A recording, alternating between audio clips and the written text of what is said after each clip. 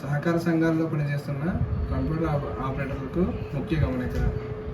మీరందరికీ కూడా onboard screen open అవ్వట్లేదు, డైరెక్ట్గా డాష్బోర్డే ఓపెన్ అవుతుంది కనుక దానికి మీరందరూ కూడా టికెట్ అనేది రైట్ చేయాలి. దానికోసం మీరు ఏం చేయాలి అనేది దీంట్లో చెప్పడం జరుగుతుంది.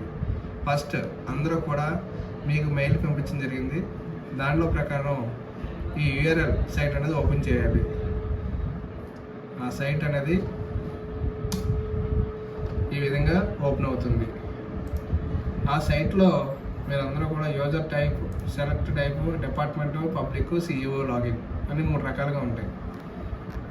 దీంట్లో అందరూ కూడా సిఇఓ లాగిన్ ఎంటర్ చేస్తే అక్కడ పాస్వర్డ్ కింద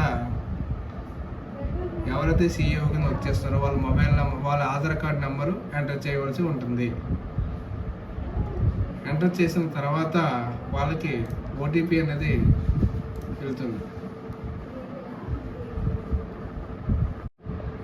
ఓటీపీ వచ్చిన తర్వాత అది ఎంటర్ చేస్తే స్క్రీన్ ఈ విధంగా ఓపెన్ అవుతుంది.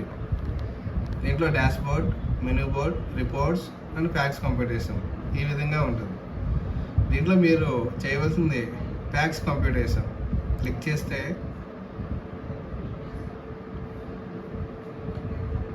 Centrally sponsored project for the computation of facts in Andhra Pradesh సైట్లో రాగానే టికెట్ మేనేజ్మెంట్ డాష్బోర్డ్ అనే సైట్ ఓపెన్ అవుతుంది. దీంట్లో మీకు ఏదైనా ఇష్యూ వచ్చినప్పుడు ఏ విధంగా రైజ్ చేయాలి, మీరు ఆ వరకు కూడా ఫోన్ చేయనవసరం లేదు. డిపిఎం గారికి కానీ, లేకపోతే మీ మేనేజర్కి కానీ, మీ సూపర్వైజర్కి కానీ ఎవరికి ఫోన్ చేయకుండా ఈ సైట్లో నేను ఏదైతే చెప్పానో అదే విధంగా మీరు లాగిన్ అయ్యి మీ ఇష్యూని సబ్మిట్ చేస్తే డైరెక్ట్ ఆప్కా వాళ్ళే దాన్ని ఎస్కలేట్ చేయడం జరుగుతుంది. ఇక్కడ మీకు ఇష్యూ వచ్చింది, సో సబ్మిట్ టికెట్ అనేది ఇక్కడ సబ్మిట్ చేయవలసి ఉంటుంది. ప్రాబ్లం ఏంటి, కస్టమైజేషన్ రిలేటెడ్ రిక్వైర్మెంటా, లేకపోతే రెడీనెస్ ఆఫ్ ది ఆన్లైనా, లేకపోతే హెల్ప్ డెస్క్ రిలేటెడా, సాఫ్ట్వేర్ రిలేటెడా అనేది ఎనీ ఇష్యూ, ఏ ఇష్యూ అయినా సరే ఈ కింద డ్రాప్ డౌన్ బాక్స్లో మీకు ఏదైతే రిలేటెడ్గా ఉందో దానిలోకి మీరు క్లిక్ చేసుకొని నెట్వర్క్ రిలేటెడ్ ఇష్యూ, అదేవిధంగా ప్రోడక్ట్ డిసిటీనా, డిసిటీ బల్క్ అప్లోడా, ఈఆర్పియా, ప్రీ మైగ్రేషనా, మీకు ఏ ప్రాబ్లం వస్తే ఆ ప్రాబ్లమ్ని ఇక్కడ చూసుకొని చూస్ చేసుకొని ఎంటర్ చేసి తర్వాత మాడ్యూల్ నేను ఎగ్జాంపుల్గా ఎంటర్ చేయడం జరుగుతుంది. మీకు వచ్చిన ప్రాబ్లం చూసుకొని మీరు ఇక్కడ డీటెయిల్గా ఎంటర్ చేయండి.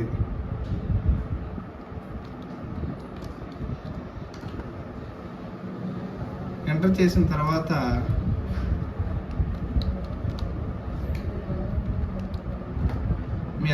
వాళ్ళకి ఒక టికెట్ అనేది రైట్ చేయడం జరుగుతుంది.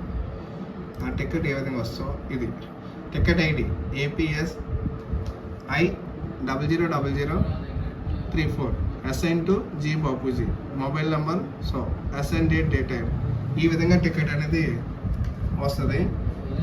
సో దీనిని ఆప్కో మన డిపిడిఎం గారు, బాపూజీ గారు ఆప్కో పంపించడం జరుగుతుంది. సో వాళ్ళు దాన్ని ఎక్స్పెక్ట్ చేస్తారు. అంతే అని ప్రాబ్లం వచ్చిందని చెప్పేసి మీరు ఎవరికి కూడా ఫోన్ చేయక్కర్లేదు. చెప్పిన విధంగా టికెట్ మేనేజ్మెంట్ సిస్టమ్ని యూజ్ చేసుకుంటే సాల్వ్ అనేది అవుతుంది. Thank you.